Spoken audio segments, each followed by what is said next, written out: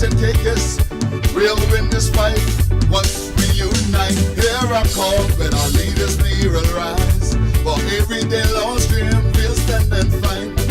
Bringing back hope to the darkness at night in the light. PDM, we got to stand and fight. Hear a call, we'll leaders we will rise. For every day lost dreams we'll stand and fight. Bringing back hope to the darkness at night in the light. Turks and caicos, we got to stand up and fight.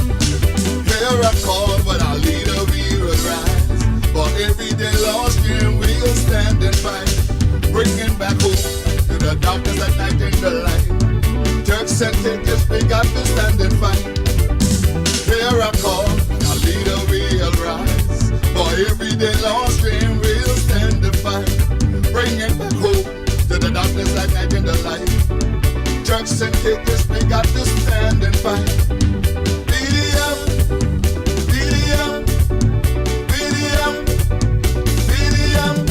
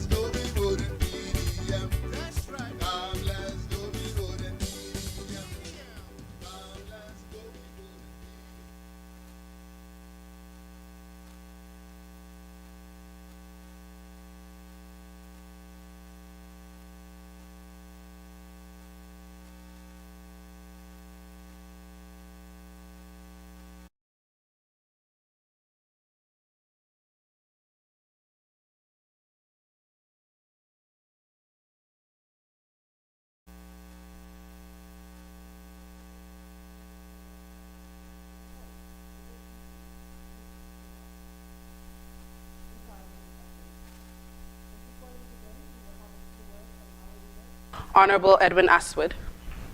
Yes, good evening, Turks and Caicos Islands.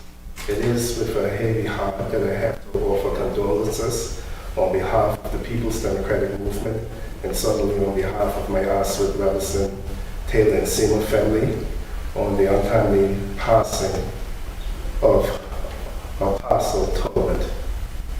May her soul rest in peace, and may her family find some solace in what is happening. It is very difficult for me because I know her siblings very well. We grew up together in Grand Turk. Her sister Loretta was in my class throughout my high school, so I do sympathize with the family. And my heart, our hearts are simply breaking with this sad news here today. Thank you very much for allowing that. You're very welcome. We will first have the opening prayer by Honorable T. Mark Butterfield. Good evening, Turks and Caicos. Shall we pray? The word of God says in 1 John chapter 2, verse 14, I call you young man because you are strong, and the word of God abides in you. Father, we thank you for this day. We thank you, O God, for your blessings that you have bestowed upon our lives. We thank you, O God, for your mercies that are new towards us every morning. We don't take this opportunity lightly, O God, that we have breath breathing through our bodies. So for your grace and your mercy, we say thank you, Lord. We thank you for our youth of this nation, O God, who you have called. We thank you for the plans that you have orchestrated for their lives. For you said that in your word, that you know the thoughts you think towards them, to prosper them, not to harm them, to give them hope for the future. But I love the New King James Version that says to give them an expected end. So, Father, as you order their steps, as you order their plans, their dreams, their hopes, their aspirations, we thank you, O God, that this party has the vision, O God, to tie in all of the concerns, tie in all of the dreams, aspirations, and make them into successful youth in our country. We pray, O God, Lord, that as we go throughout this night, that your presence will be in our midst. And we thank you, O God, for a successful show. In Jesus' name I pray. Amen. Amen. Thank you for that uplifting prayer. Now we will have the national song by Albernica Williams. Please will you follow in standing for the national song.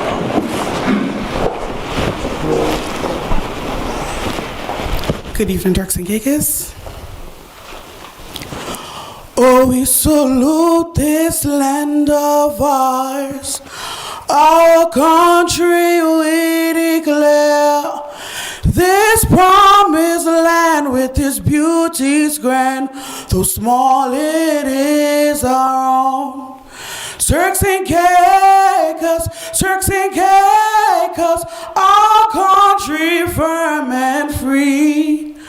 Our allegiance, Turks and Caicos, we pledge and we affirm.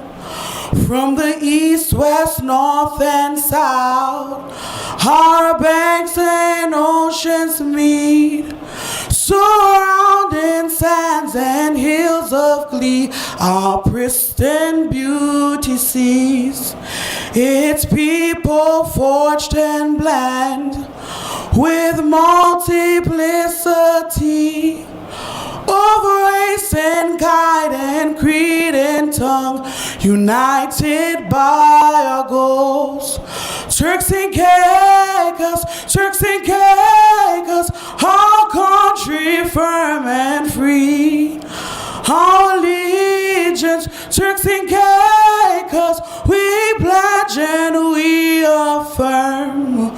We stand with courage brave to maintain this land of ours, with islands scattered here and there. With trust in God we stand. Turks and Caicos, our country firm and free. Our allegiance, Turks and Caicos, we pledge and we affirm. Our allegiance, Turks and Caicos, we pledge and we affirm. Thank you. Thank you for that beautiful rendition of the national song. We will now have our opening remarks by Garnique Thompson.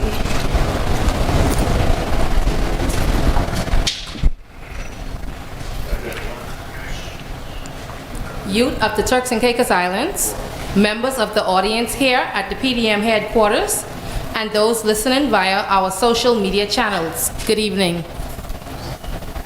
I stand here today as a proud young Turks and Caicos Islander who is deeply passionate about the future of our beautiful country. Our generation faces challenges that demand bold solutions, and I firmly believe that the People's Democratic Movement is the only party ready to deliver the change we so desperately need. For years, crime and violence have stolen peace from our communities, forcing too many of us to live in fear.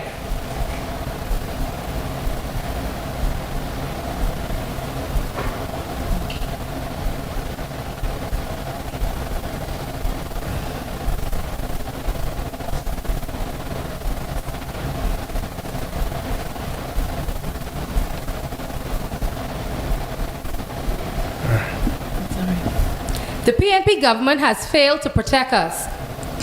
Under a PDM administration, we will see serious investment in advanced policing techniques, community programs, and border security to stop the illegal guns and drugs infiltrating our shores. Safe community means brighter future for us all. Education and youth empowerment are the cornerstones of progress.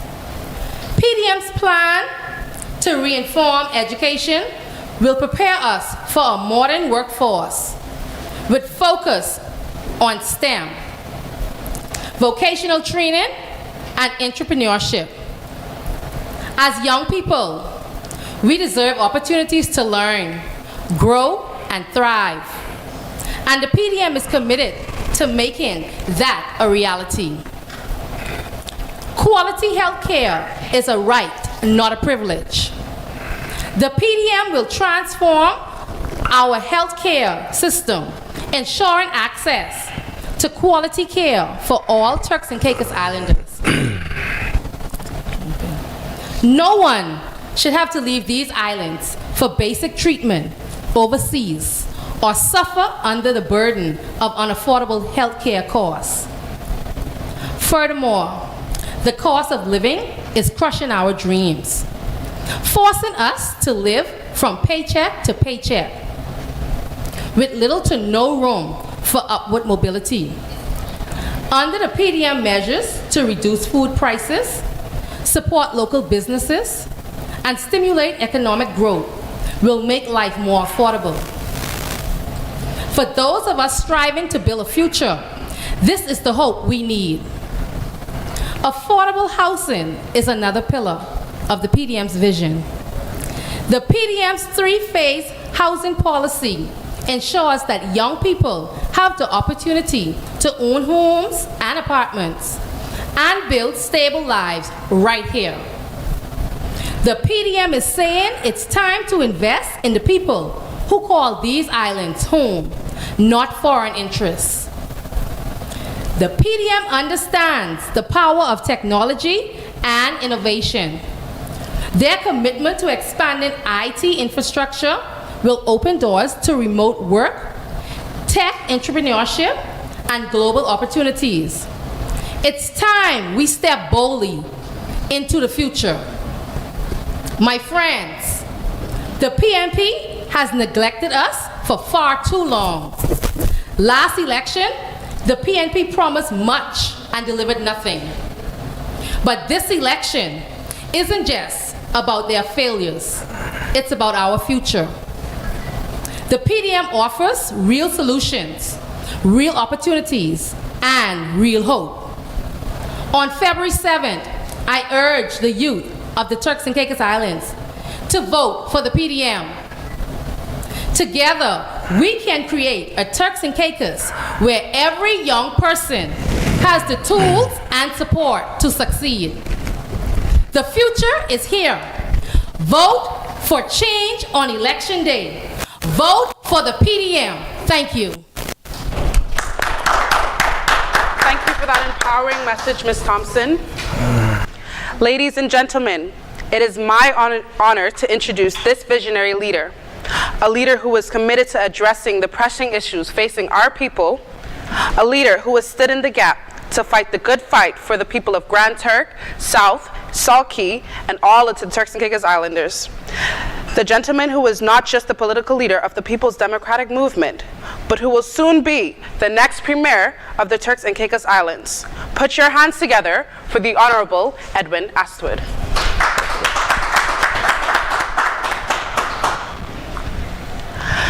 Joining Honorable Edwin Astwood is our Deputy Political Leader and the next Deputy Premier of the Turks and Caicos Islands, Mr. Robert Bean Jr. Robert Bean Jr. is a champion for youth, entrepreneurship, and economic growth, with a proven track record for advocating for meaningful opportunities for young people. His vision is clear: to build a Turks and Caicos Island where every young person can thrive and achieve their greatest potential. Let's hear it for our all-island candidate, Mr. Robert Bean Jr. Up next is a trailblazer advocate and a proud voice for the people of the Turks and Caicos Islands. Sabrina Green is deeply committed to the youth empowerment and creating economic opportunities that elevate our next generation. Her passion is a positive change and unwavering dedication to the people to make her a good force to be reckoned with. Please welcome your all-island candidate for the PDM, Sabrina Green.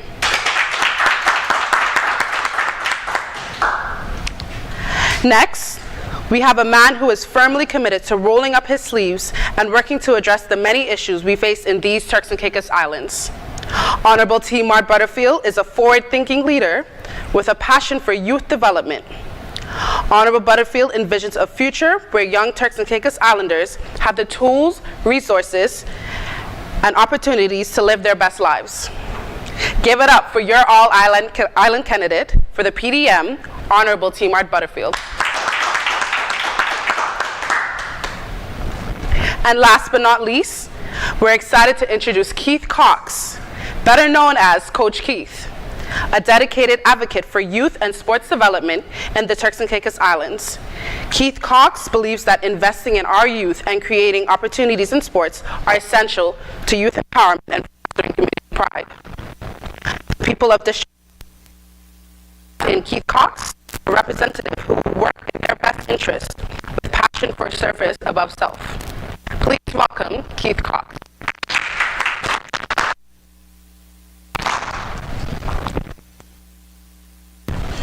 We will now start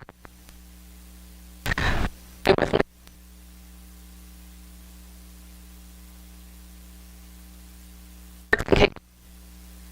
Is the PDM's economic growth strategy prioritize creating meaningful job opportunities for young people, and what industries will be the main focus? Thank you very much for your question. Statistically, if we were to look at the outcomes from graduations throughout the Turks and Caicos Islands, it is increasing annually as to the amount of young men exiting high schools with just a high school certificate. This PDM government will ensure that our youth are tooled, and it starts from secondary and primary education levels. We don't want our youth to be coasting through the high school phase of their lives without having the necessary resources and taking away the great educational opportunities that they ought to have as emerging adults. So education will be one of the first steps we will take in tooling our youth for opportunities that our country have to offer. The other opportunity we will do is ensure that youth empowerment take place, and there are less opportunities for our youth to be involved in the negative things that are occurring in our society. So what the PDM government will ensure that happens is youth councils are a part of every school here in the Turks and Caicos Islands, that mentorship programs will take place where community leaders would partner with TCIG in assisting our youth to carefully craft the direction they want to go with their lives. Once entering the tertiary education level, it is imperative that our government incentivize our youth to return back to our shores for adequate opportunities that should be afforded to them in their country. Gone are the days when we can sit back and say to our youth when they return, after we've invested thousands and thousands of dollars in their academic achievements, that you don't have the adequate experience for the job. We want to give you the experience, and this People's Democratic Movement government will ensure that the Education Department along with the Labor Department work together very, very closely to ensure that there is great succession planning, so that when our youth return, they can shadow the work permit holders that are in those key positions, and they can transition directly into it. The other thing that we will be focused on is youth incubation centers throughout the Turks and Caicos Islands, where we will tool our youth with entrepreneurial knowledge, give them think tanks and opportunities where they can further develop the craft that they want to go into to promote and advance their business. But we all know here in the Turks and Caicos Islands also that access to capital is a thing of the past. This PDM government will ensure that we provide access to capital to our youth who are interested in going into entrepreneurial areas. We will provide funding to them, offer them all the concessions imaginable, the same ones that we give to foreign investors coming into our country. So what we will do is tool our youth for every opportunity that Turks and Caicos has to offer, and thereby giving them the opportunity to live their best lives in their country. Thank you. Thank you for that, Ms. Green. Honorable Ostwood, what work will the PDM do to improve our justice system, particularly towards addressing organized crime and human trafficking in the Turks and Caicos Islands? Well, thank you very much for that question. There is a lot of work that needs to be done. We have fallen behind in our actions in dealing with this. So the PDM is looking at a three-tier approach. We have to combat crime right where it happens. We need to get more eyes on the water, more eyes in the sky. And we have the logistics, we know the equipment that is needed to do that. We need to have radar stations. We have been hearing about radar stations forever. To cover the whole Turks and Caicos Islands, we have multiple islands. You cannot have one radar station in Providenciales and intend to cover the whole Turks and Caicos Islands. We have to look at whether it's off French Key, Bush Key, Salt Key, so you have to think differently. You have to empower the police. The police need their police plane. The police need the forensic lab. In order to get a conviction, you need proof. Why gone are the days that we have to send a sample that we think is cocaine or some kind of cannabis out to Nassau or so for us to get the results back? DNA technology, when you want to prosecute someone right away, why do we have to wait 4 or 5 months for a DNA swab to go out? I myself trained in DNA technology some 15, 20 years ago. Imagine the technology now. So we have to change that, and we are looking at having a forensic lab right here in the Turks and Caicos Islands where we can speed up the whole judicial process of dealing with crime, identifying these substances.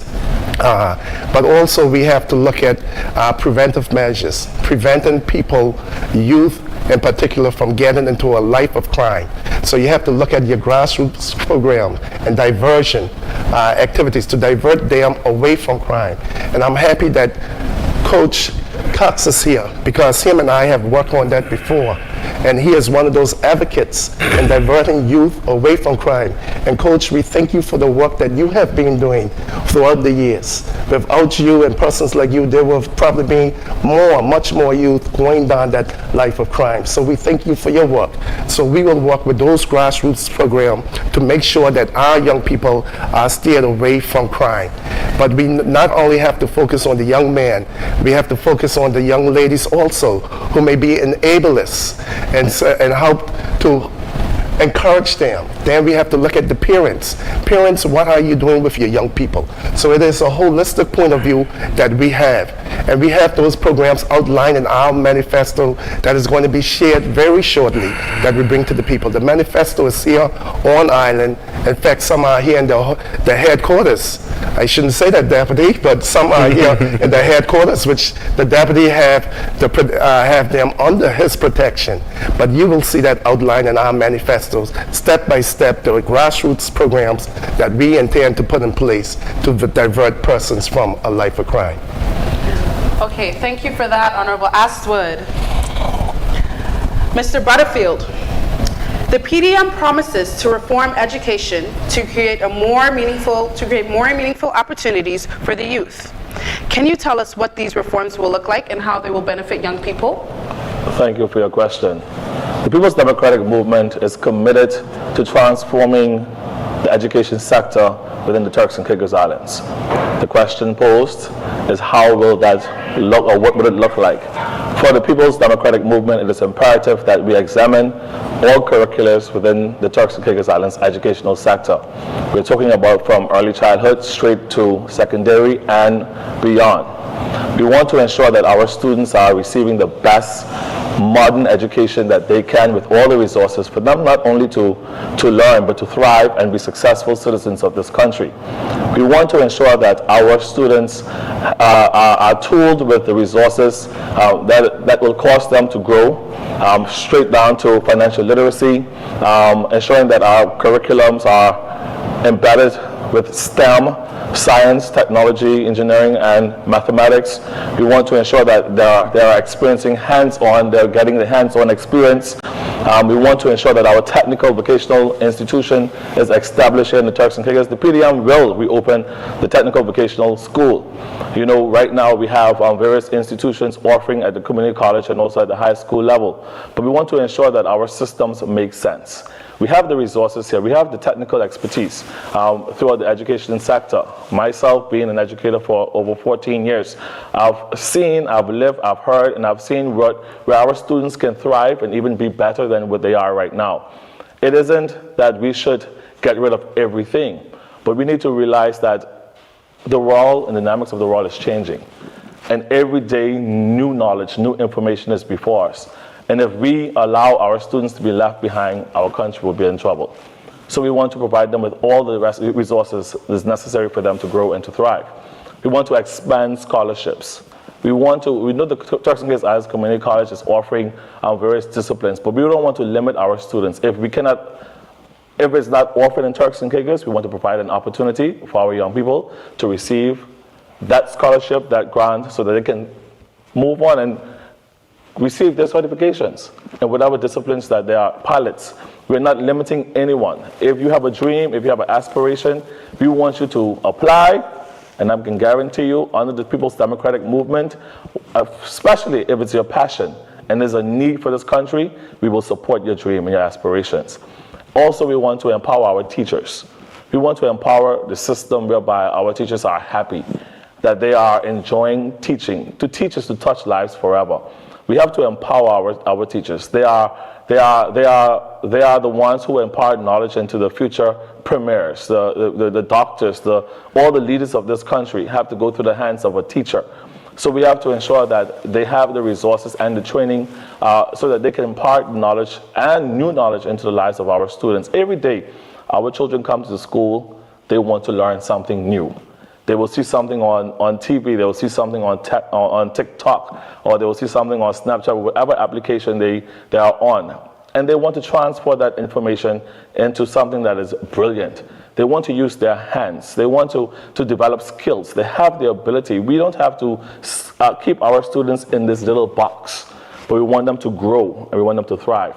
The Technical Vocational Institution is a passion for the People's Democratic Movement, and we want to ensure that we allow our people to be certified, not only academia, but we want to ensure that skill base is a priority in this. We want a workforce that are certified in plumbing, certified in masonry, electricians.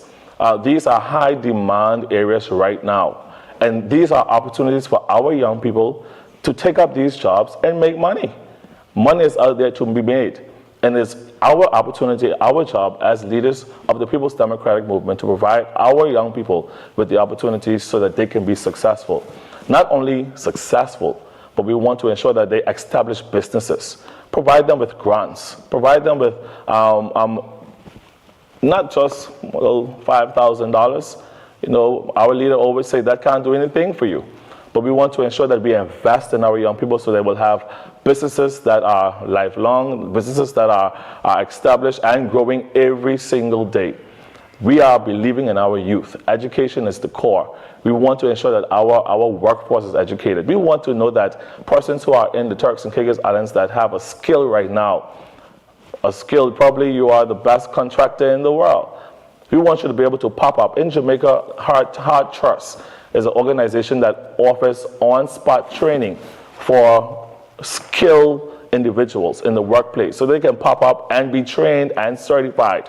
When someone comes to open up a business in Turks and Caicos, a barber, we want to ensure that you go through our system, our technical vocational institution system, and receive your certification before you open up a business. Open up a barber shop, open up a hair salon. This is where we want to take this country. We want our people to be educated. We want our people to have all the resources, and we are not limiting you in any particular goal that you have. We believe in our young people, and we want to see you not only thrive, but to be successful in every single thing that you do. Yes. Thank you. And before we move on, to back up what he's saying, I have the budget book, Turks and Caicos Islands budget book 2024-2025. Your current government has allocated last year, 23-24, $3.7 million for scholarships. 24-25, they predicted to allocate the same $3.7 million. 25-26, they have predicted to allocate the same $3.750 million. 26-27, predicted to allocate the same $3.7 million. But your People's Democratic Movement is committed to moving that from $3.7 million straight up to $12 million to accommodate everything that Honorable Butterfield have just stated. Oh, wow. Thank you for that, Honorable Ashwood. Now, crime and illegal migration are significant challenges in our island and impacting the safety and opportunities for our youth. How does the PDM plan to address these issues, and what specific measures will you advocate for to ensure young people feel safe in the youth communities? Mr. Robert Green. Good evening, everyone. Good evening, Turks and Caicos. I want to thank you, Ms. Taylor, for being our host tonight. To the general public, as you can see, we have this beautiful lady that's cheering us tonight on this show, so I just wanted to acknowledge her for that. But yes, to answer your question, we do have, crime is definitely out of control in Turks and Caicos. We have a lot of troubled youth here in Turks and Caicos. And the whole thing is the youths are looking for an opportunity in their own country.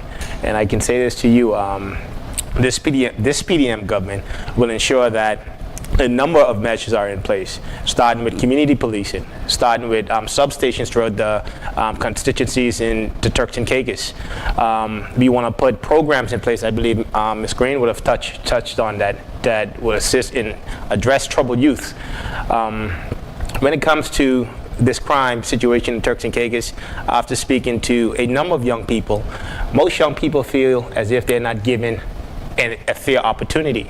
So we want not just community policing just to be in place just to say we have community policing, but we want those officers that are on the beat and walking through the communities to actually build relationships with the people in those communities. This country lacks police presence.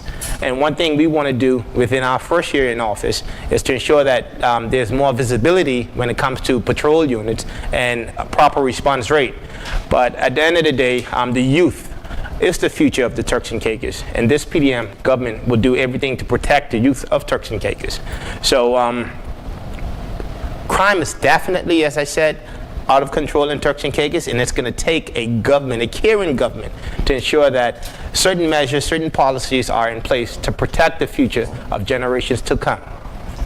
Yes, thank you. Now, Yes. Would you like to say something? Yes, I was going to go to other stats to back up what the deputy is saying, because with the biometrics that need to be in place, we have it budgeted here that we will look at biometrics here in the Turks and Caicos Islands. Right. Especially with the new airport coming on. Every one of you traveled, and every one of you had to give up your fingerprints, eye scan, facial scan, probably even some of your weight. You don't know if they're weighing you underneath the floor there. But everyone had to give it up. And I wanted to get to the part in the budget book to back up the deputy, but I'll come back in again. Yes. Okay, thank you. Mr. Cox? The PDM manifesto highlights the importance of sports in youth development. Can you share specific ways the PDM plans to invest this in sports? Thank you for that. I want to express how much you have heard from each individual here tonight, that everything was youth, and protection. Yes. The PDM government has recognized how much and how important it is for us to redirect these children to the right way of this way of living in this time. We have evolved. The children, the youth of this nation has evolved. It's not the same way anymore. There's so many things that's going on. So sports for us is a powerful tool, and we just have to use it in the right way. It is. We have to use it in the right way, meaning that if we do not assist and teach these children the right way, and listen, not only for them to just talk to us, but to hear what they say, And for that, to continue to, we have to discipline people. And in that way, that comes with encouragement. Right. When you listen to a kid and try to get them to go your way, you must understand it's not only my way that I'm trying to teach, but I want to hear what your way is. We tend to not listen to what that is. So what we're going to try to do is make sure we understand kids and point them in the right direction. We have the opportunity now to engage with the students, engage with the young men and women of this country now, because they're the ones who's going to actually bring the PDM party even bigger and brighter.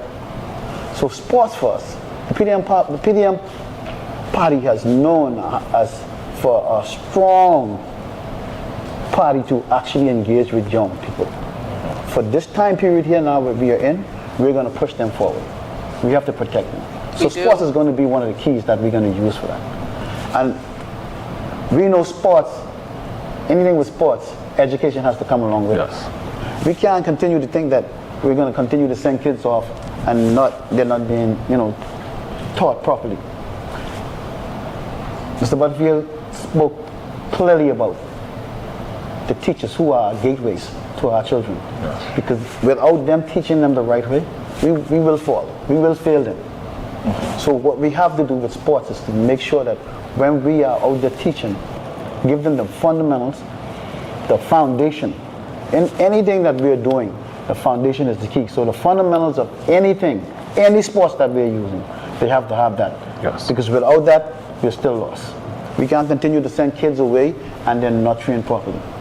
In this country, we need to have real training, real coaches. We can't continue to take a PE teacher or an English teacher who say, well, I got some knowledge to teach the kids sports. No, that can't work anymore. That is very true. A lot of unwasted talent. We need to put real coaches in school. Training is the key. Training is the key to whatever it is that we want to train these kids to. No matter what it is. If you can get a child to understand exactly which way you want to point them into, they will listen to you. Discipline is the next key. We cannot continue to say, oh, do it this way, do that way. It don't work like that. It doesn't work like that.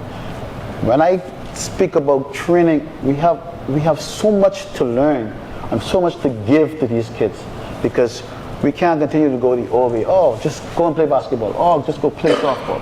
That's not going to work. Foundation is the key for everything. Foundation is the key for this party. So that's the way we're going. Thank you so much. If I may add also, I know he touched on something that is very, very important, the difference between a coach and a PE teacher.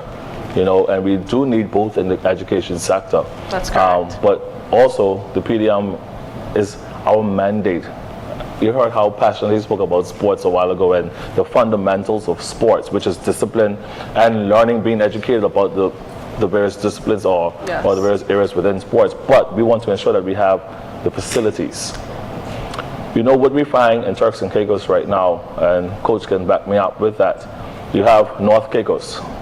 We were in North Caicos a few days ago, and I passed across Raymond Gardner High School. I went to that school for 2 years, and I saw that was a 400-meter or more piece of land that is in the back there. Oh, wow. That is used as their sports facility per se.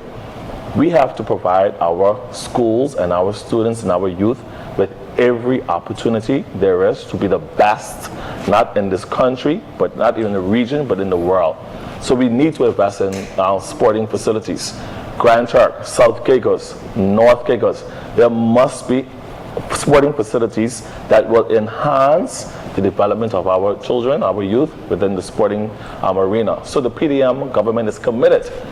Yes, there is a building that is going up right now in Grand Turk, but when it rains, the parade ground is flooded. Oh, wow. And we have grassroots students who are learning soccer and football, etc. right now, and we have to stop. There is nothing.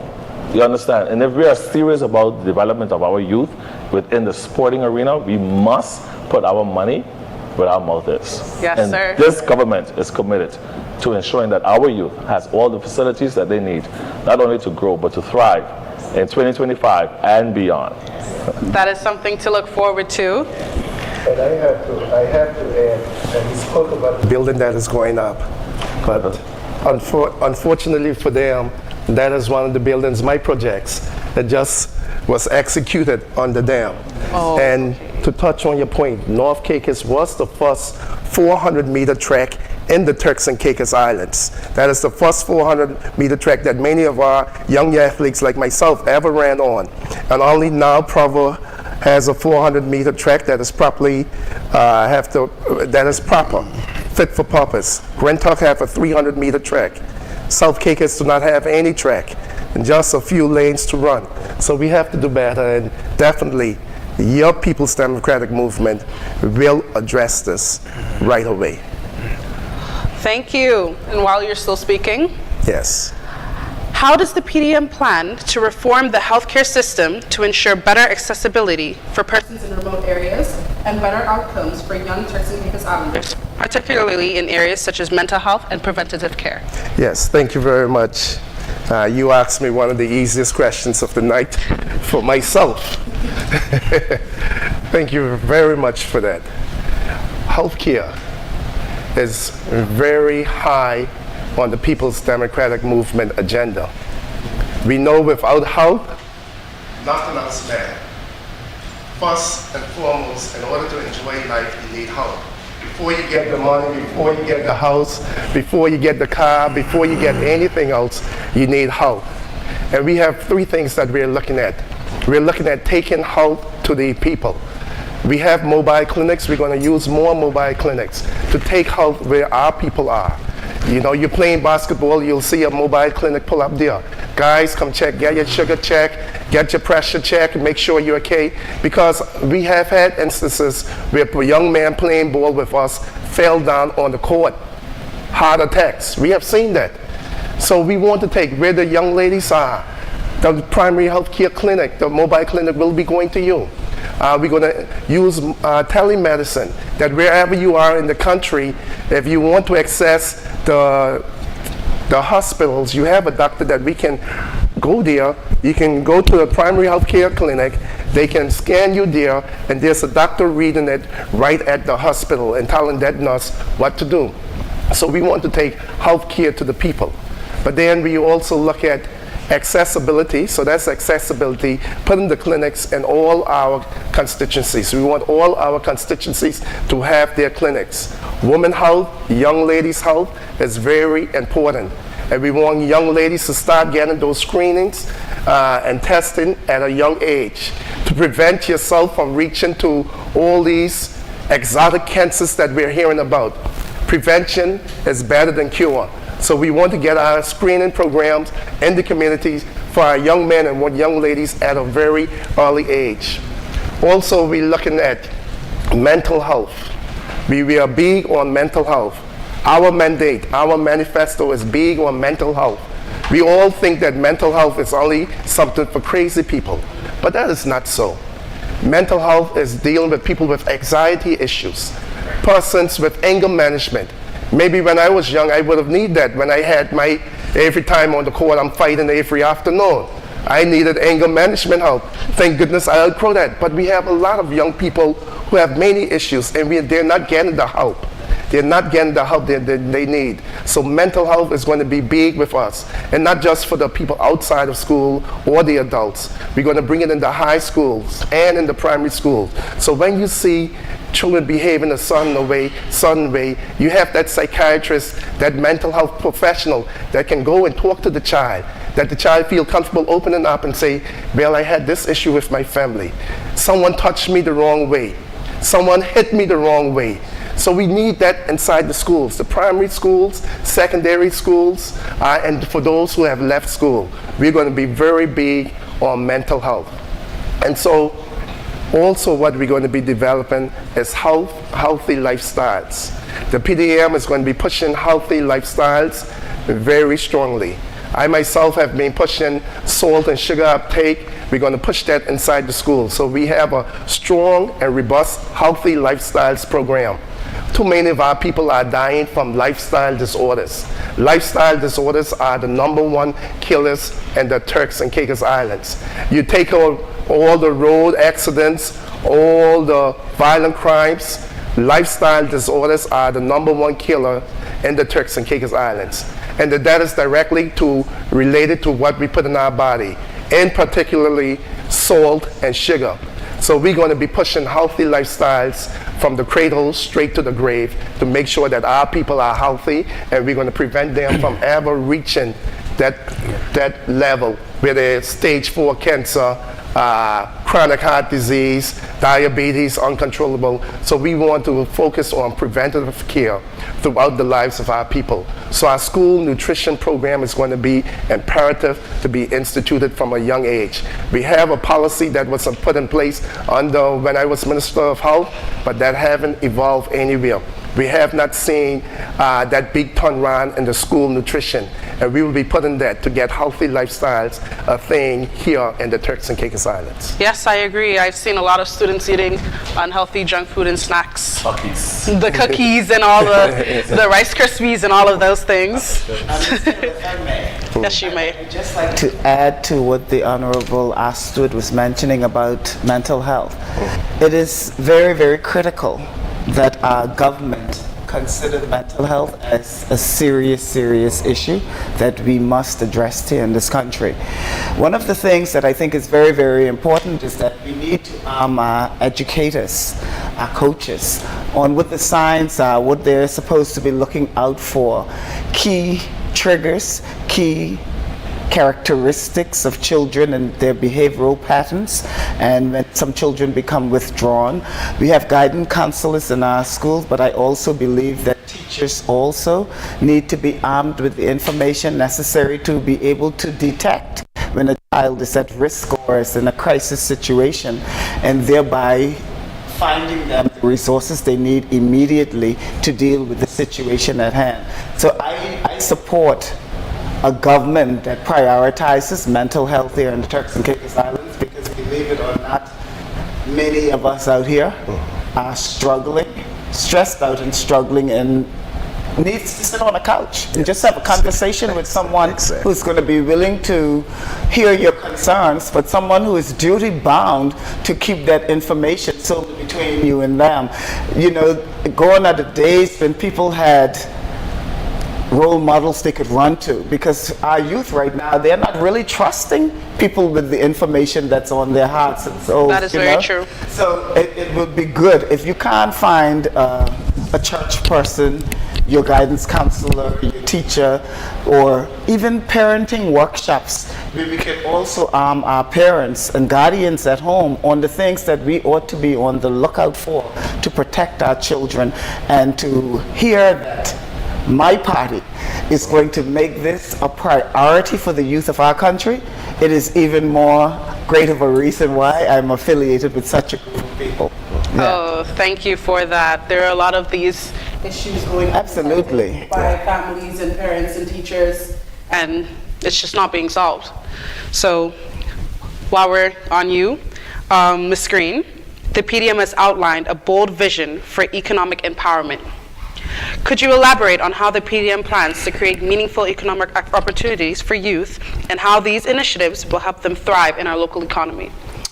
Support, support, support. And when I say support, I speak of that in every facet that is involved in youth development. Before I proceed, I would like to point out that I find it incredibly astonishing when my leader just read from his budget book what the budget was as it pertains to education going into year to year to year. The needle is not moving in terms of investment in education here in the Turks and Caicos Islands. I believe we need a government that is serious about youth empowerment, and the only way this can be achieved is if we invest in our youth. So the scholarship budget, it should be increasing on an annual basis based on the needs of our country.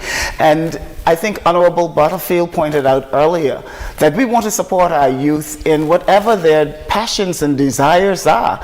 We don't want to create a ceiling for our youth and say, this is what the country needs are. Your dream is dead. We're not going to invest in it because it's not a priority for us.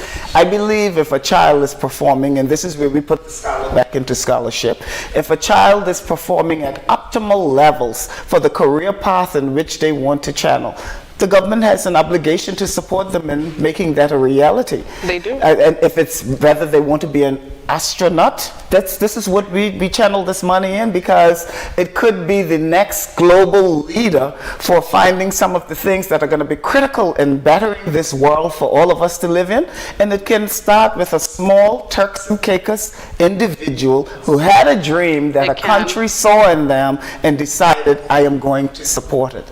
Now, to answer your question as it pertains to youth development, and I mentioned it invests in support, I am quite passionate about youth development, and I feel it is imperative that this government, this next PDM government, implement a youth entrepreneurial and development fund. We need funding specifically for our youth, and no one else can partake in it. It's just for youth development. So if one of our young people step forward today or tomorrow and say, hey, I need $100,000 because this is my plan, they come with a comprehensive business case. We give them the support they need through training and workshops that this government will implement, and let them run with their dream, and this government will stand behind them, supporting them, cheering them on, championing their cause, and watching them become one of our country's greatest entrepreneurs. So support, support, support is what this PDM government is going to do for our youth, and I approve this message. Yes, sir. No dreams I'm that are going to too jump big. into that part. Youth entrepreneurship is basically my specialty. That's an area I loved. I loved that area from the time I was a kid. I think the first business I ever started, I probably was like 8 or 9 years old. Believe it or not, it was actually a car wash. So I think, of course, as Ms. Green and our leader said, with a $3-something million budget for our youth, that's definitely not sufficient. I believe we need to have more programs in place at the high school level. In fact, I believe if our youths were educated, even from the primary school level, of the empowerment when it comes to land ownership, our youths of Turks and Caicos would be a whole lot further. It's very important, and I said this on several interviews before, when you're talking about addressing issues with youth and empowerment, it's who's the messenger. You know, you remember, young people like to, they follow people who they like. So you have to know who's the follower passing on that message, because a lot of message end up getting left. Yes. So with that being said, I had a few runs at the Clement Hall High School before in the past, as well as the Long Bay High School, and I can tell you, right, I'm just having conversation with these guys and speaking about business and ownership and all of that. They were passionate to hear those kind of conversation from somebody that they can see that basically is either an entrepreneur or on its way to becoming an entrepreneur. And the provisions isn't there today for young people. And this is why a lot of young people follow gangs, turn into criminals, and go into those kind of lifestyles. The reality is this: some young people just feel like they have nothing to lose, nobody cares about them. But if we start really investing in them and educating them on not how hard, but how easy it is for them to actually become owners of businesses, homes, and will they be their own employer. I don't think the curriculum today have anything about real estate or real estate investment. So with that being said, the program that they have at the Clement Hall, I think it's on Wednesday after school, where I think it's almost like a Big Brother program. But again, we need to get our men of the business community to join up with the youths of Turks and Caicos, to mentor these guys and let them know. In fact, yes, take them from their environment. Share them around Turks and Caicos and show them what they can have and what they could be owners of. Because the truth and the reality is this: most people and young people, they go from home, school, or by a friend house, because there's not much social activities in Turks and Caicos. So they only know their community, but they don't know what they could accomplish out of Turks and Caicos. Yes, that is very true. Thank you for your input. When I did my master's program in hotel and tourism management, the university said in order to get your degree, it is imperative that you deal with the mentorship portion of the module. This module comprised of each student being paired with an industry leader that you would meet on a monthly basis to find out what were the challenges, the barriers, and how you overcame them, and to get real life real life experiences from these individuals. So mentorship is indeed very, very impactful. It is effective, and it is something that needs to be implemented here in the Turks and Caicos. Collaboration is this is how success is achieved now at the top, is through collaboration.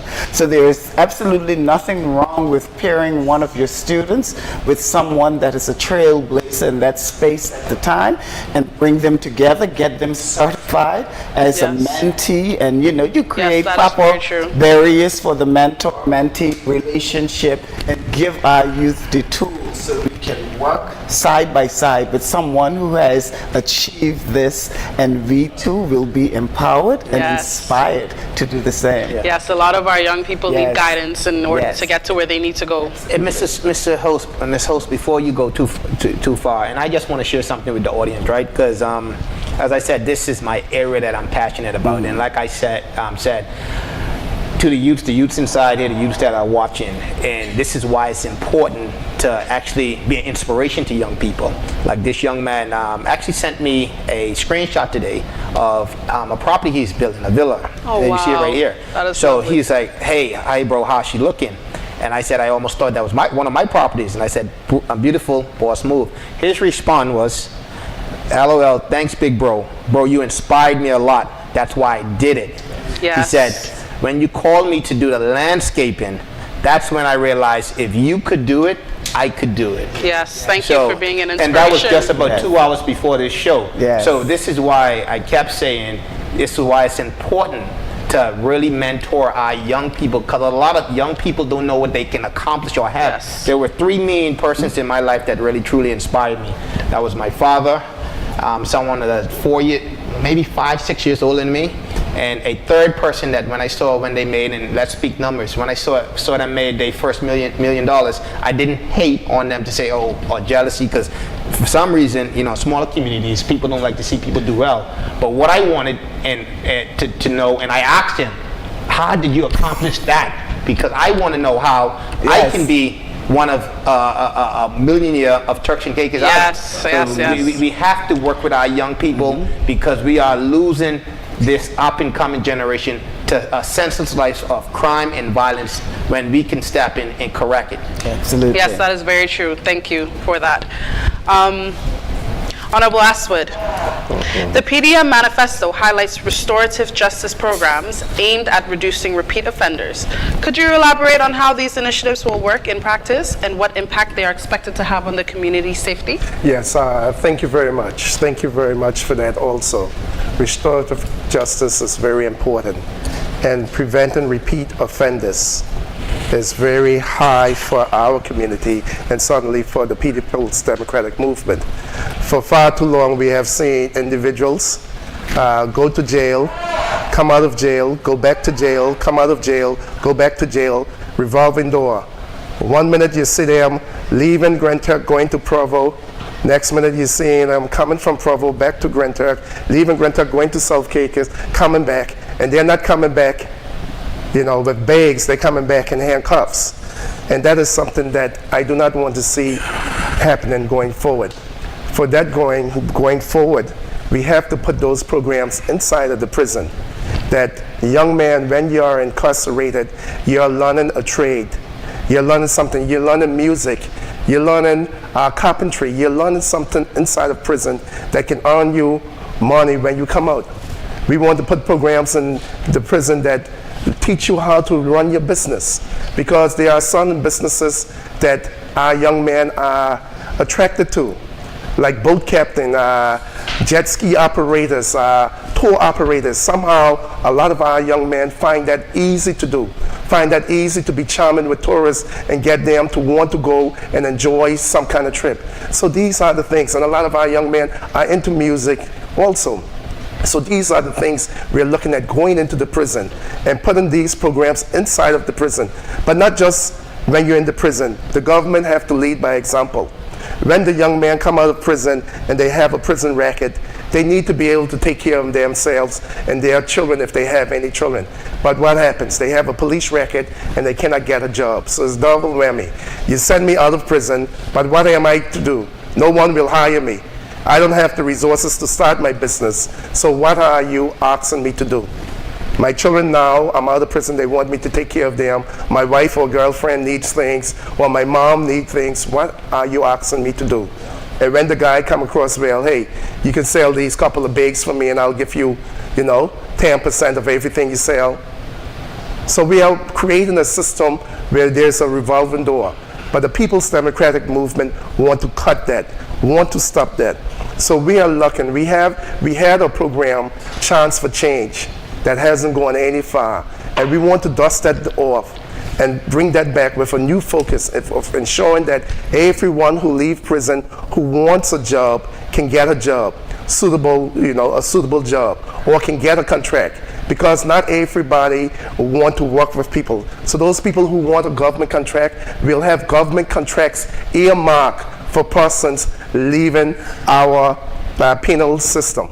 That when you come out, I can either get this, we will either direct you to the SME program where we have things earmarked for persons leaving the prison to start their business, or we can direct you to the government system and public works or social services that have these contracts earmarked for persons leaving the prison.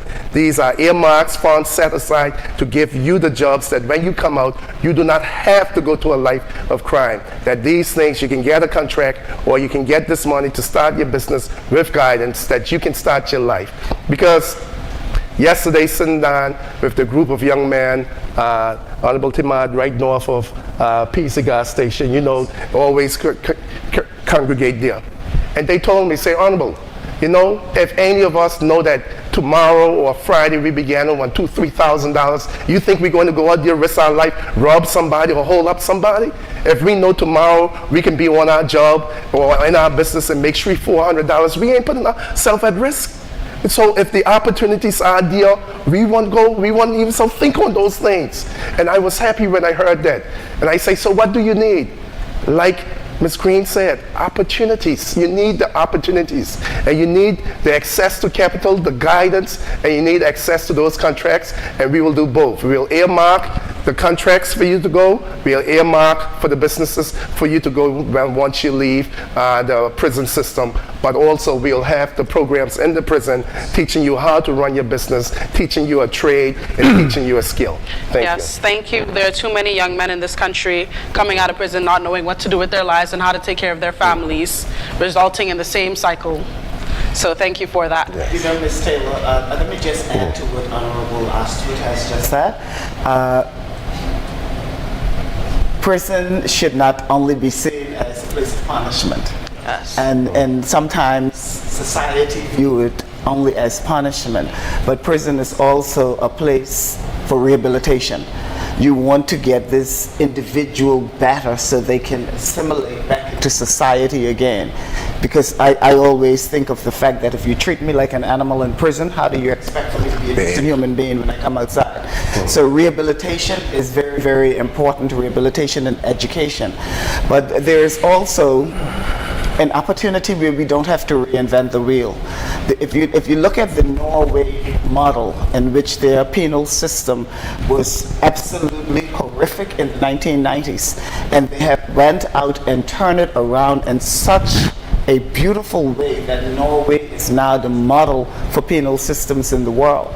So I am saying here in Turks and Caicos, if we were to review this model, incorporate, the things that are impactful for us, tailor-make it to our needs, also, and look at the opportunities that can present itself to us if we improve these persons coming out of our penal system, make them into individuals that can take care of themselves. They leave more empowered. They have a skill set when they exit prison. The likelihood for repeat offense is very, very reduced. It's almost non-existent. But if we're not going to tool them as they exit, oh yeah, in a couple of months we'll see them going right back through the system again, because we're coming out here into a society society where we label you already that you can't get a job anywhere because you have a police record, but we expect these people to go into healthy lifestyles when the government itself is not leading by example. Because if the government is saying to me, I'm not going to hire you with a police record, why should I expect the private sector to do so for me? So I believe that this is an area where we can work and improve upon, where government assists these individuals while they are in the penal system with coming out. Say you bring them out 2 days a week and they start doing jobs around the workshop, at the mechanic workshop, or working in the postal service, and as they build credibility over time, you give them more hours on the outside, and you give these individuals an opportunity. As they exit prison, they transition into a job where they're going to be closely monitored by their parole officers or rehabilitation officer, and we can get these individuals assimilated back into society. Let me add, I know that we are strapped for time, but if you look at our prison system right now, and I'll bring it home, wrap up everything that our leader said, and also Honorable Soon-to-be Green said. Currently, there is technical vocational pursuits within the prison system. So this current government, they're bragging that persons are leaving the prison with certifications. Awesome. But you have young men who are in prison and they're doing commercial food prep at level 1. Level 1, there are different levels. Level 1, 2, 3, 4, 5. 4 and 5 will take you up to a bachelor's degree. So imagine what is a level 1. And this is in commercial food prep. But you have in the prison system right now agricultural pursuits that are so high. I visited the prison a couple of weeks ago, and a couple of months ago with my former students, and I met Old MacDonald had a farm. They know who that is. He called himself that. He takes care of the garden at the prison. Corn, carrots, cabbage, eggs, celery, all sorts of vegetation.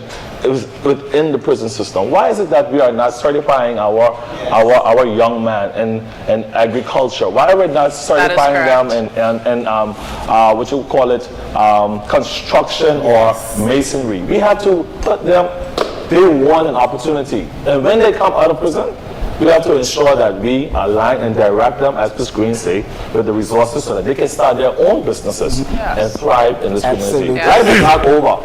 We are investing in our young people. I love the initiative that the PDM is willing to take to get these people off the streets and into hardworking careers and being business owners. Now, we have a question from the audience. Will the PDM government provide support and empowerment for individuals in non-traditional careers, such as women in construction?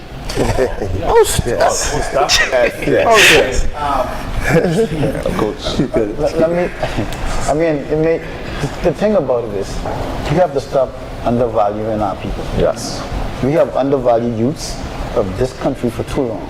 So when one of them would even aspire to be a construction person or a carpenter or a mason or whatever, that is telling you to your face that they are willing to try. So there should be opportunities. We should not turn them away. We should always give them that chance.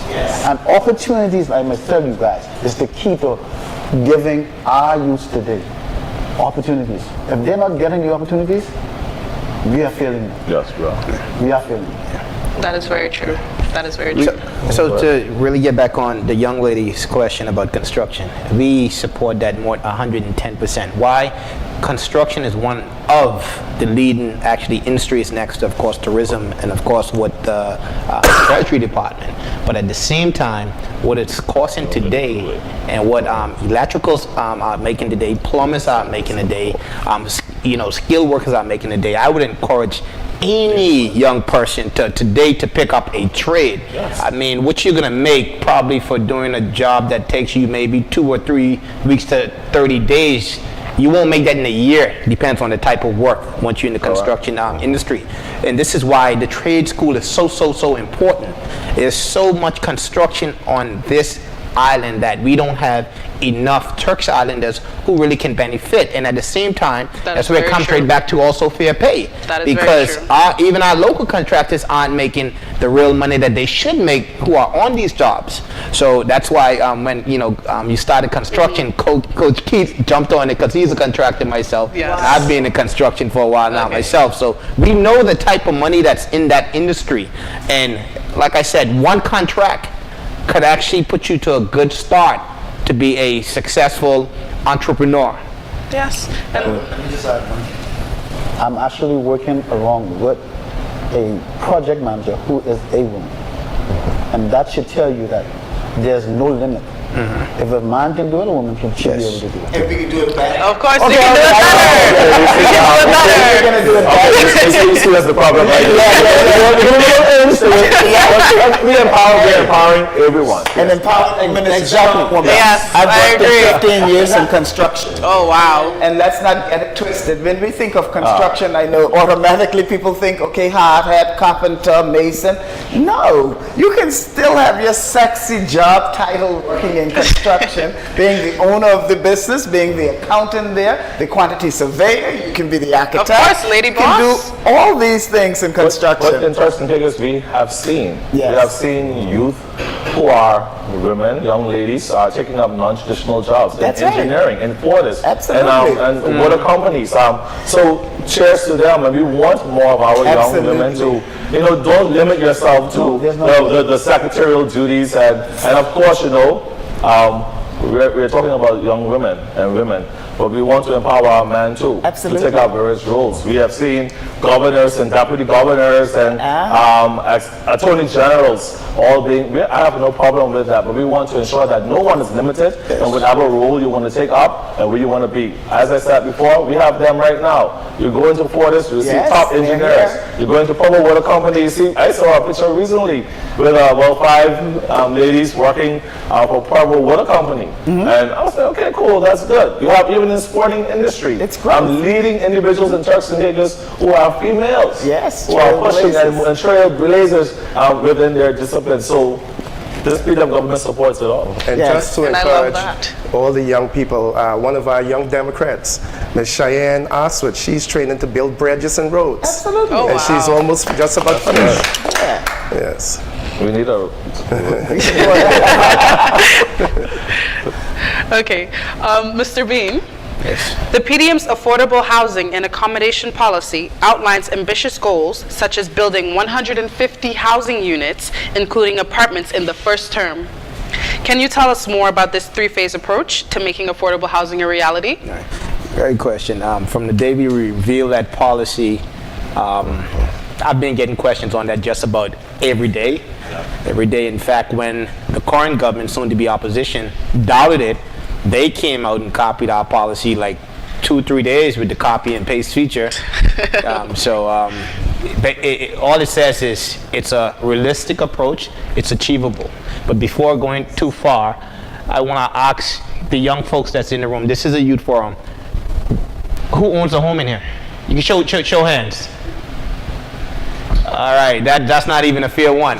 But basically, to the audience that can't see, the room does have young people, but no young person actually raised their hand. They don't own a home. And majority, just by looking at these young, beautiful folks in here, I would guess they're between the ages of 21 to 35. That's unacceptable in Turks and Caicos. And to the viewers, I wish I could see them online right now and ask them the same question. How many of you guys own a home? You see, this government has failed to provide something that is so important. Housing, and not just any housing, comfortable housing, affordable housing. You don't want to go to work just to pay a mortgage. You know the saying really in the corporate world, a house is a dead investment. But at the same time, it's a home. It's a home where you go and relax at the end of the day after a long, busy day. So under this PDM administration, which will be in office soon after February 7th, we intend to launch our housing policy to the wider Turks and Caicos for every Turks and Caicos Islander to benefit. There's 3 different phases for everyone. And the first phase is making home ownership affordable. And that first phase is where we offer grants and subsidies for those that's trying to own a home or property. And the power for Turks and Caicos Islander isn't home or real estate. If we can remember years ago, prior to this housing crisis, majority of Turks and Caicos Islanders lived comfortably, almost in a stress-free country. No crime, no headaches from employers, not worrying about whether they have to pay PPC, ban PPC. I said that there, so you should know what I'm talking about. Worrying about paying PPC, the water company, and now Fortis, which option or they should pay their mortgage. So under that program, and a lot of people are struggling to obtain loans. We're still on phase one because of the cost of construction today. So I've seen people said, oh, it's not going to be affordable due to the cost of construction.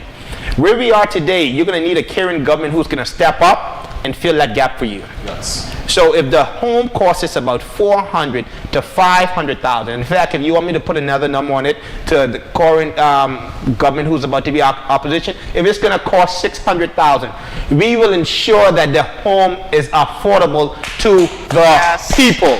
In the sense that if the person only qualifies for $200,000, it's our duty to find the balance of that money for our people. I've met a lot of single moms this over the last couple of weeks, a lot of struggling fathers that really want to provide a home for their family.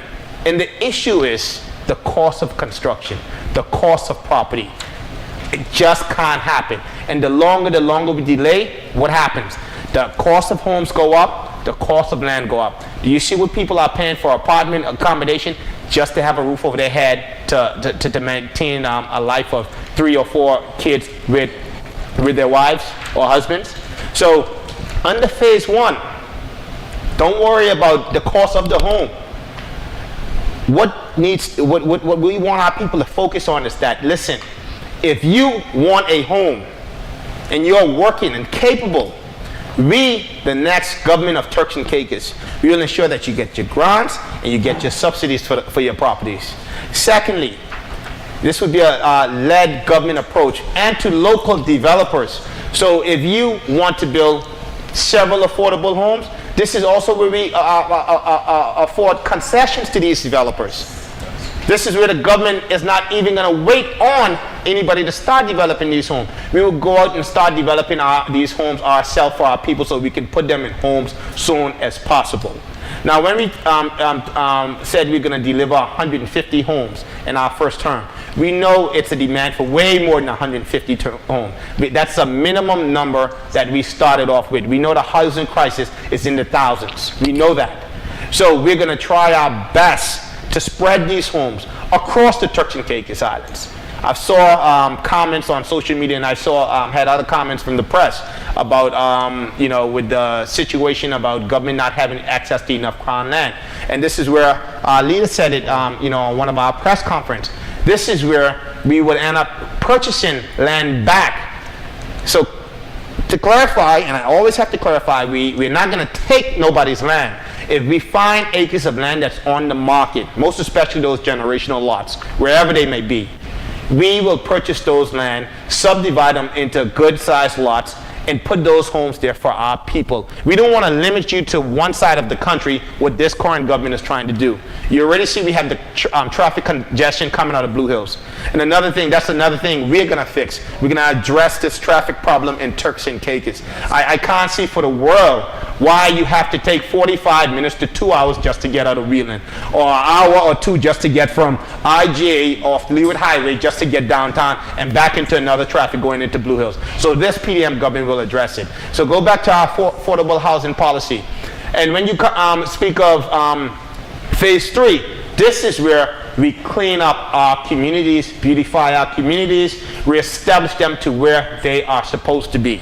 So you have a lot of personal homes in those areas where people have had houses where they was passed on from generations, or a home that they bought but aren't able to renovate it. This is where your caring government steps in and provide those funds to assist you. And we're not just gonna do it like what this government did, fixed up probably about 2 or 3 homes, went straight to the media house, and just to try and get a few recordings. We are really gonna redevelop our communities. Yes. And finally, and one important key I have to touch on, and I don't want nobody to miss this. We, the PDM government, for those that are holding leased properties, though this government gave you 50% of the market value as if that was something huge. The former premier came, we added an additional 25%. It's still 50%. But if our people couldn't afford those original agreements when they were, for example, 30 or 40,000, today the market value is 300,000-400,000.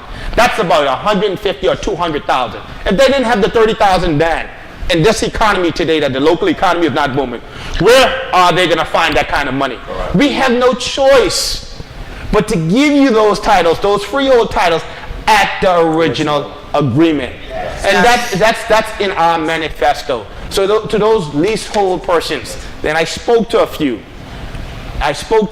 you guys will be able to access that at your original agreement. I would love to go along a lot longer. They're trying to cut me off. But this is just a part that I've just been having so much questions on. So I was really trying to get as much information out. I guess I'll have to do it on another interview. Thank you for that. And you see I'm being kicked off the show. Let me set the record straight. Okay. You know, because I feel like we have been, I was about to use a word that may be misconstrued, but we have been very, very kind in our delivery when it comes to the realities of what's happening in Turks and Caicos. In my hand I have the Citizens Contract. Young people, I want you to pay attention because this is a youth forum. The Citizens Contract.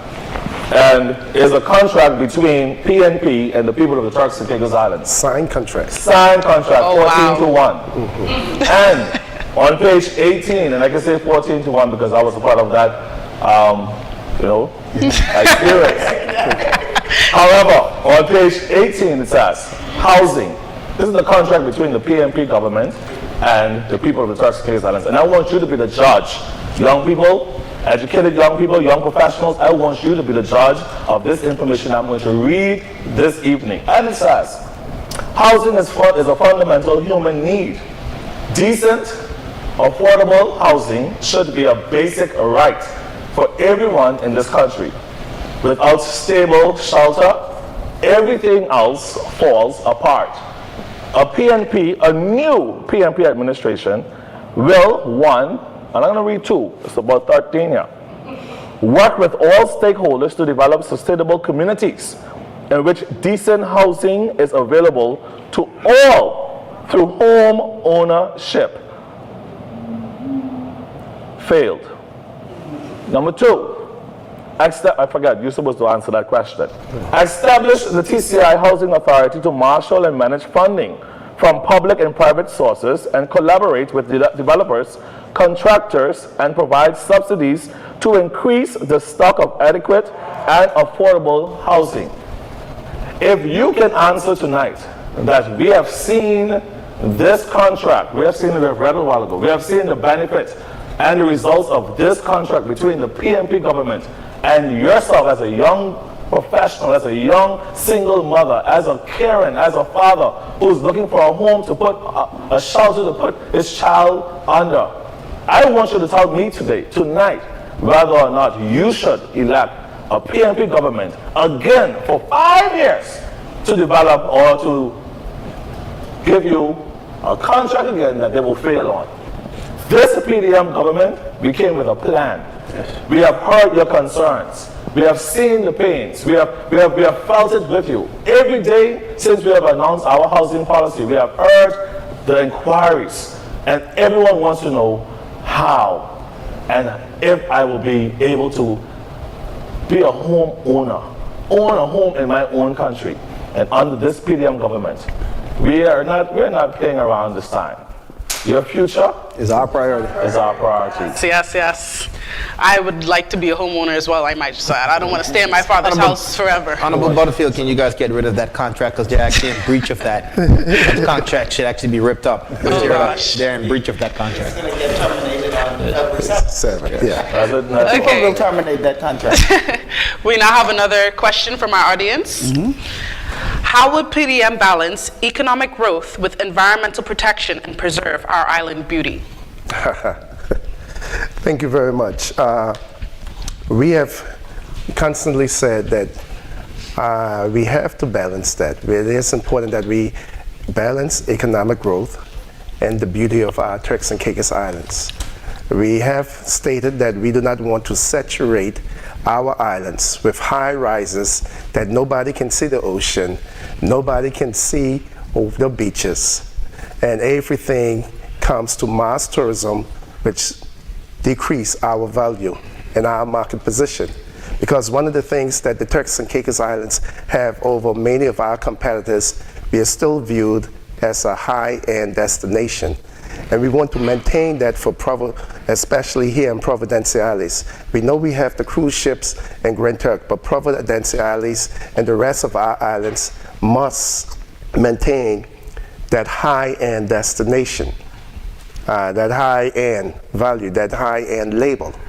So what we have to look at, are we being environmental friendly? What happens with our waste? Noise pollution, how many trees are we cutting down? Are we leaving green spaces? Where are the green spaces? Where are the parks? When we clear the land, are we replanting the trees? What organisms are we moving from that? What endangered species are we transferring them elsewhere?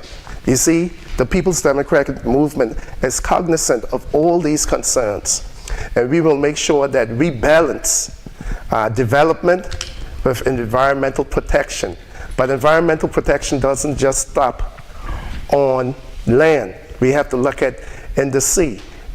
And what we find happening also, a number of yachts, a number of boats, their anchors are destroying our coral reefs when they're dragging.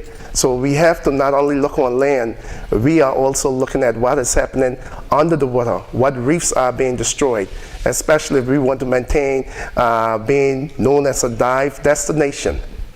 And our whole ecosystem with fishing and what people come down here to see, that what we are known for, those other things. So we are cognizant of all the concerns concerning the green spaces, environmental protection on land and under the water. And to that end, if you look at the manifesto, we will be strengthening DECR, environmental protection. That is under the tourism department. The DECR needs plenty strength to police this. Environmental health needs a lot of strength to police this. We have even some look at the ticketing system, where when environmental health charge you or DECR is a long process. We're looking to even shorten the process where we can fine you and you can go to the court and pay. So we are taking environmental protection seriously. All the dumping, and that ties in with all the cleanliness of the island, all the old cars, all the illegal dumping, all of that we will take serious. We want our destination to remain a first class, but we can't say we are first class only in the hotels. The streets must look at like first class. Our communities must look like first class. When you leave the airport coming down, you have to look like first class. I agree. And that is environmental protection. But also when you put on your snorkel gear and go under the water must look like first class, not garbage in the water, damaged reefs. So we are taking that whole approach, and we have in our manifesto where we outline where we will be strengthening DECR, the Department of Environmental and Coastal Resources, and the Environmental Health Department under the Ministry of Health. Yes, thank you for answering that question. This is another question. Service charge payments to hospitality workers have been a long-standing issue, with many workers feeling that they are not receiving their fair share. What is the PDM's plan to address this problem? I can take it, but anyone want to take that before I speak? Deputy? Oh yeah, I can take that. Yes. In fact, I think it was Honorable Garland actually that just discussed that. I think it was last night. Yeah. Where he said most definitely it's enforcement, because we had a lot of the hotel workers that would have been contacting and reaching out that they haven't been receiving 100% of their service charge. So we, the PDM government, is going to start by enforcement right away, because guess what? It's on the books. The service charge was passed by the previous PDM administration, and it's something that we will move forward and have enforced. Secondly, Honorable Garland would would have touched on last night is where persons who would have been employed, in the private sector on certain jobs for 10, 15, or 20 years that wanted to leave, we would ensure that they be at least compensated for 2 weeks service pay once they move. Thirdly, a final point that's probably not on there, but I would have mentioned it last night at our rallies, because we had a lot of people contacting us from the civil services privately and stating that it was not a fair salary increase. So they would have said that, all right, for example, you're making $2,500, they increase you to additional $200 or $300, but those persons might have been collecting $2,800 already anyway, which would have benefit. They actually had pulled the benefit and just put that $300 on top, which was basically the same thing. So we, the PDM government, we had decided that we will give the civil servants back their benefit, and for them to actually feel a real pay increase. And of course, we would have to do a proper review, because the truth be told, we currently don't know the state of the Treasury based on what this government have done. So under this administration, to the civil servants, you can depend on this good PDM government to actually give you guys back your benefits. Yes. Okay, thank you. And I want to just reiterate that in the PDM's manifesto, under the chapter dealing with labor laws, that is directly outlined, you will get 100% of your service charge. Audits will be conducted. We will ensure that those trunk masters who's supposed to be in place are in place. And when it comes to servants' pay, we not only the private sector, government has faltered on this also. We had people working with the civil service and weekly workers, not unestablished, who left the service and only get 2 weeks pay.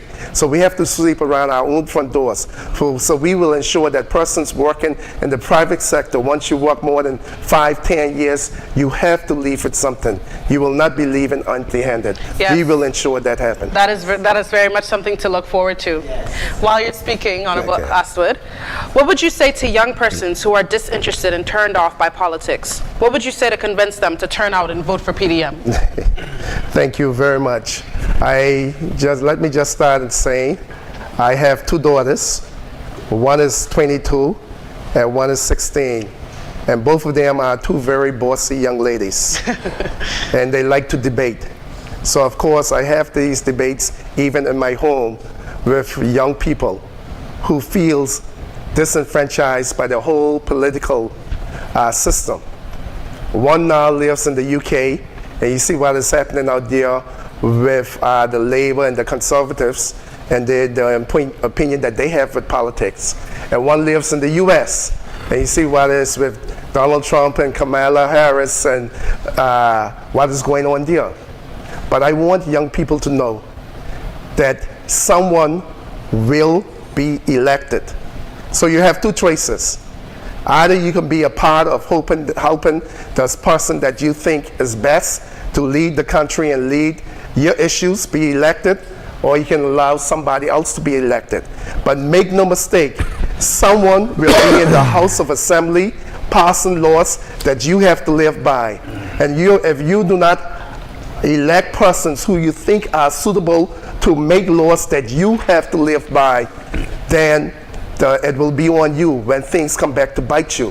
So I ask all young people to be a part of the process, ensure that persons who you feel comfortable to run the country, they are elected, because someone will elect this.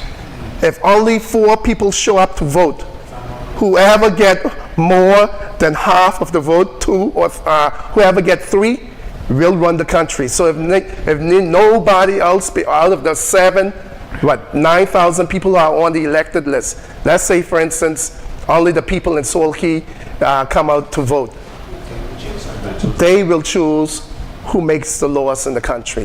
If only the people in Grentuck come out to vote, they will be the ones choosing who make the laws in the country for the entire Turks and Caicos Islands. So if you want your voice to be heard, you have to exercise your vote. And once you vote, that means you hold that politician accountable. You can say, hey, Honorable Butterfield, I voted for you. I expected you to do this. But if you wasn't a part of the process, you cannot hold them accountable. But once you have cast your vote, They are accountable to you. We are accountable to you. Once you cast a vote, you become my boss. And you can tell me what you want to see done in your country. So I want the young people to know your vote is power. Use it wisely. Do not throw it away. Because someone will be governing the country, someone will be making laws on your behalf, someone will be directing the country for the future. And your future matter, and if your future is your priority, you need to get the people who are making your future a priority into office. Yes, I agree. And on that note, while unfortunately we're pressed for time, and this is coming to this empowering discussion is coming to an end, we'd like to start off with Ms. Green, and I'd ask you this question. Why are you running in this election? And why should young people vote for you and the PDM team? Why am I running in this election? I've been motivated by the fact that I want to protect the future for young Turks and Caicos Islanders. I'm not running in this election because I want to be an MP or I want to go to Parliament. I'm running in this election because I do believe that I care enough about my country. I have a contribution to make, and I believe in service. So I am here as a sacrifice for the people of my country and the future of Turks and Caicos. And I believe Turks and Caicos Islanders, those who know me for sure, and I'm sure there are many of you who do, and there are some who don't, if you can check my track record, you can see that I am a patriotic servicewoman to my country. I don't believe in anything that is self-serving or an opportunistic approach, but I am here for one thing and one thing only, and that's because I want to see a better tomorrow for Turks and Caicos Islands. And the only way we can ensure a better future for Turks and Caicos is by electing this PDM party as your next government. Yes, thank you for that. Mr. Cox? Yes. Why are you running in this election? Why should young people vote for you and the PDM team? You know, for leaving a long day, I want to be MP. I want to make provisions. Yes. And make provisions meaning that these young people here today need that opportunity. So for me, myself, like he said, like our leader said, they are going to be our boss. And very soon to come. Because we're not going to be around very long to say, and that is in the age I'm speaking of, but for the party, a little while. But we have to realize who's coming up. We have to realize who's going to be the people that's going to run the Turks and Caicos Islands. And to piggyback on Ms. Green, they are our future. And we have to treat them that way. Because if we continue not to, value them and value what they're saying to us or what they're telling us, then we're losing this battle. So my job, for my constituency, the parents, and for this Turks and Caicos, to make sure that they have the opportunity to bring this country through. Yes, our people are our priority. Mr. Butterfield, Honorable Butterfield, why are you running in this election, and why should young people vote for you and the PDM? As a Rotarian, which I am, our motto is service above self. My first core values of being in this race now is to really serve my people and serve the interests of every Turks and Caicos Islander that has felt disenfranchised, every youth whose dreams have been and lights have been dimming. We want to ensure that we give them a voice and we support every initiative that is embedded with integrity and accountability so that they can thrive and be successful here in the Turks and Caicos Islands. I'm just a servant for my people. Yes, thank you. Mr. Bean, Mr. Robert Bean Jr., why are you running in this election? And why should young people vote for you and the PDM team? How much time do I have? 2 minutes. 30 seconds. Yeah, she said this question, my response is for the young people. So to my other folks, don't get offended. I'm speaking to the young youths of Turks and Caicos. I'm a youth. I'm one of you. I'm either a generation before you or a generation after you. For far too long, our young people has not had a fair seat at the table when it comes to cabinet or parliament. I've been at this since 2015. I think I was at the age of 28 at the time. I've been consistent. I've never stopped. I continue being an advocate for you, the young people of Turks and Caicos. They said to us that we are the future. They said that to me back in primary school. The future is here now, sitting in this chair right now. So if we're going to control what our future look like, we better get some youths to the forefront of the table. And that's where myself and the rest of this young group of people comes in. This election is so important, my people of Turks and Caicos, the young people, most especially you guys. You have to see we have you guys at heart. And again, like I said, I'm connected with you guys. I understand you guys. I'm not going to look at something you want to do as, oh, that's small, and go with somebody else because their project or their investment is a bit bigger. This time, you have strong representation from a number of young people that's not even present on the floor today. So I want to encourage every last young person that's on the voter list, or even if you're not on the voters list, encourage those that's on the voters list to vote for this young group of team that you see here, the People's Democratic Movement, to be your next government. And just remember, you're our priority. Your future is our priority. Yes. Thank you. Last but certainly not least, Honorable Edwin Aswood. Why are you running in this election? And why should young people vote for you and the PDM team? Yes, thank you very much. I am someone who truly believes in the greatness of the Turks and Caicos Islands and the greatness of our people. Everywhere that I have ever been, I always want to represent the Turks and Caicos Islands to the best of my ability. I want, wherever I go in the world, when people meet me, they have a wonderful feeling about the people of the Turks and Caicos Islands. Now, I have served my country, and I want to continue serving my country. All my life, from my days in sports, I have been representing the Turks and Caicos Islands. And I know what it is, even though I'm not young, I know what it is to be young. I know how it feels to be young. And the Turks and Caicos Islands have afforded me many opportunities. I have always told people that I have seen the world because of the Turks and Caicos Islands, through sports and through my work at the hospital. The Turks and Caicos Islands government has given me 2 scholarships, one to do a bachelor's and one to do a master's. And I want to ensure that I can surpass what my parents and your grandparents have done for you. I want to ensure that our young people have the opportunities that I had, but not just stop there, give them even more. I always tell my daughters also that yes, when I was young, we was just thinking on getting an education, but I will want our young people to think, while I'm getting my education, I can own a business. I can have my house. I don't even have to live in it now. I can be off studying, but I can have my house making money for me. That I do not have to be a burden on my parents. That when I come from school, out of school, I can hit the ground running. So I want our people to truly be first in their country and know what it is to have that privilege to you. That you know that this is your country. You have every opportunity to succeed. If you want to be a dancer, you have every opportunity to be a dancer. If you want to be a doctor, you have every opportunity to be a doctor. If you want to be a construction worker, you have every opportunity to be that construction worker. If you want to be simply a singer, you have every opportunity to be that singer and make money from it. So what I'm saying to the young people, support the People's Democratic Movement. We want to make your dreams come through. We are all about you and your future.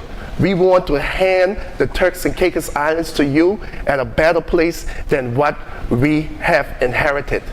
Our parents, our grandparents have done their part. They have run their leg of the relay, and they have gotten us here, gotten Providencia Islands to the place it is now. Yes, Grand Turk have remained the same, but they got us a place, and governments have kept us there. Now we have to take it farther.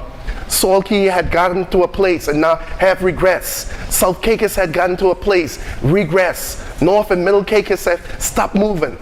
We want to move the Turks and Caicos Islands for you, that you can have a home that you can feel proud to live in, that you don't have to run to the UK to be on social services in other people's country.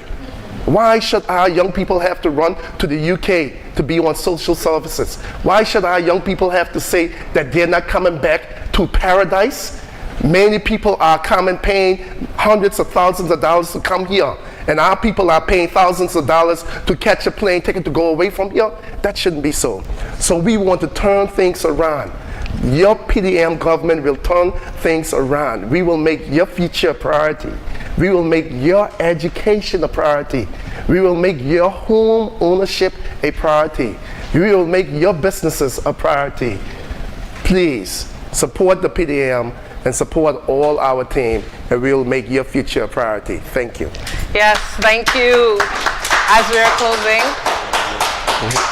are closing, I'd like to thank our panelists for answering our questions and what we would think about doing as young people and thriving in this community. Also, I'd like to thank our audience for tuning in and sending in your questions.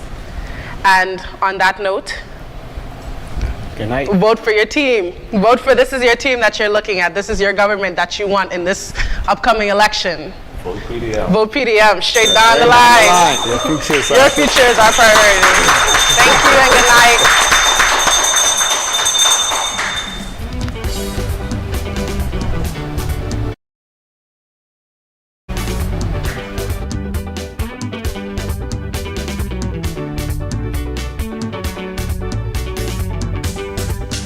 Hear our call, but our leaders we will rise. For every day lost dream, we stand and fight.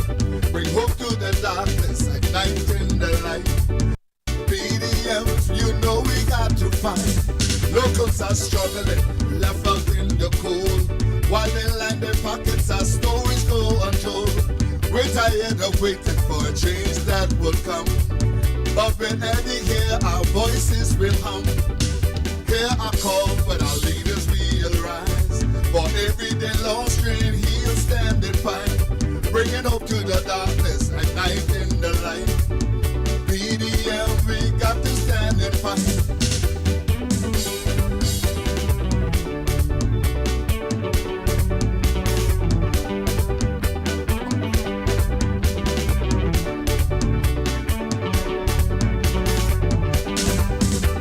The streets of Bravo to the North Caicos shore, we'll join hands and demanding so much more. For justice and safety, we'll take back our land. With Addy leading, united we stand. Hear our call, but our leader we will rise. For every day lost dream, we'll stand and fight.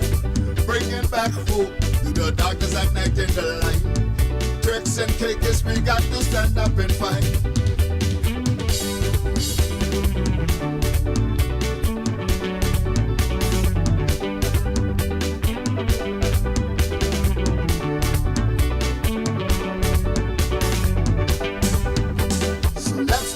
Our voices, let's make it clear.